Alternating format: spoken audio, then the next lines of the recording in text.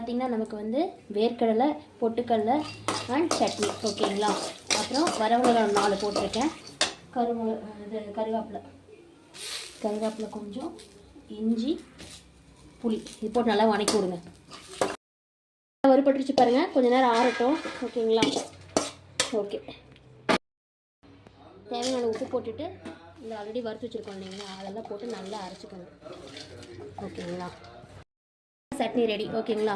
ஒரு டப்பாவில் போட்டுக்கோங்க. இது வந்து கோயம்புத்தூர் சைடு குருமா ஓகேங்களா. சோம்பு, அப்புறம் தக்காளி, கொஞ்சம் பொட்டுக்கடலை போட்டுக்கோங்க. போட்டு நல்லா கதன்னு அரைச்சி வச்சுக்கோங்க ஃப்ரெண்ட்ஸ். மறுபடியும் அதே வடைச்சட்டி வச்சுட்டு எண்ணெய் காஞ்சவுடனே கடுகு போடுங்க. கடுகு பொரியட்டும். அவ்வளோதான், கடுகு பொரியனே கருவேப்பிலையும் வெங்காயம் போட்டு நல்லா வணக்கி விடுங்க. தக்காளி போட்டுக்கோங்க. உப்பு போட்டுக்கோங்க தேவையானது. ஒரு ஸ்பூன் கொத்தமல்லி தூள் போட்டுக்கோங்க. காரத்துக்கு தகுந்த மாதிரி மிளகாய்த்தூள் போட்டுக்கோங்க. கொஞ்சம் நல்லா தொலாவி விடுங்க. இங்கே பாருங்கள் நல்லா வணங்கிருச்சு.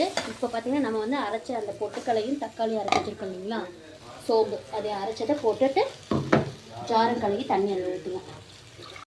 தேவையான தண்ணி ஊற்றுங்க. கொதி வரட்டும் ஓகேங்களா. அவ்வளோதான், கோயம்புத்தூர் சைடு குருமா ஓகேங்களா. குருமா ரெடி ஓகேங்களா. அவ்வளோதான், ஆஃப் பண்ணுற ஸ்டவ்வை. இங்கே பாருங்கள் சட்னி ரெடி ஓகேங்களா. இட்லி ஊற்றலாம். அதுக்கு முன்னாடி கல் காஞ்சிருச்சு ஓகேங்களா. ஸோ எண்ணெய் போட்டுட்டு இங்கே பார்த்தீங்கன்னா ராகி அரைச்சி வச்சுருக்கோம் ஓகேங்களா. ராகி தோசை இன்னைக்கு.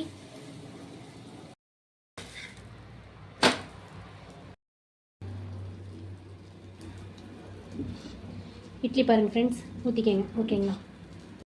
மூடி வச்சுருங்க வேகட்டும் ஓகேங்களா. கொஞ்சம் லைட்டாக தண்ணி ஊற்றிக்கங்க. ஊற்றிட்டு இட்லி எடுத்துருங்க ஓகேங்களா. இங்கே பாருங்கள் சுட சுட ஆவி பறக்க idli ready. Good evening all. பாருங்கள் ராகி தோசை, இட்லி, சட்னி அண்ட் சாம்பார் ஓகேங்களா, குருமா ஓகேங்களா. இதே இன்றைக்கி எங்கள் வீட்டில் டின்னர் மெனு. வாங்க ஃப்ரெண்ட்ஸ் எல்லோரும் சாப்பிட்லாம். பிடிச்சிருந்தா லைக் பண்ணுங்கள், ஷேர் பண்ணுங்கள், மறக்காமல் சப்ஸ்கிரைப் பண்ணுங்கள். ஓகே ஃப்ரெண்ட்ஸ், பாய், குட் நைட் ஆல்.